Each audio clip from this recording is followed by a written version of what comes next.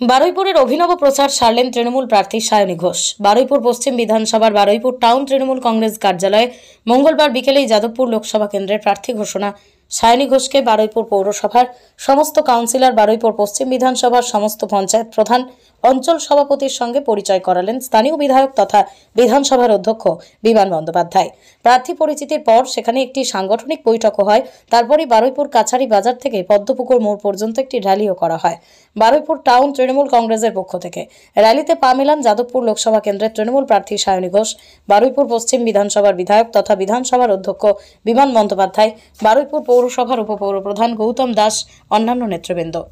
এদিন বারুইপুর পৌরসভার 12 নম্বর ওয়ার্ডে মহিলা স্বনির্ভর গোষ্ঠী দ্বারা পরিচালিত আহারে বাংলা রেস্টুরেন্টে নিজের হাতে স্বনির্ভর গোষ্ঠীর মহিলাদের সাথে মোমো তৈরি করেন প্রার্থী। স্বনির্ভর গোষ্ঠীর মহিলাদের জড়িয়ে ধরে উৎসাহ দেন তিনি।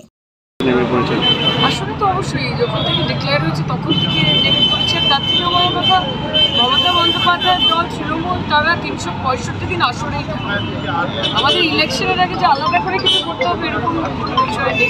মমতা বন্দ্যোপাধ্যায় 365 দিন সারা বছর ধরে মানুষের উন্নয়নের কথা ভাবেন, তাদের উন্নয়নের জন্য কাজ করেন। আমাদের যারা কর্মীরা রয়েছে তারা মানুষের পৌঁছতে পারেন, কাজে সেই জায়গা থেকে চিন্তার অবশ্যই কোনো কারণ নেই। আজকে ওনার সঙ্গে দেখা হয়েছে, আমি চাইছিলাম উনি ভেরি কাইন্ড, আমার সঙ্গে সব যারা আমাদের লিডারশিপ রয়েছে তাদের সঙ্গে দেখা করিয়েছেন এবং দাদাকে পাশে পাবো সেটা তো জানাই ছিল।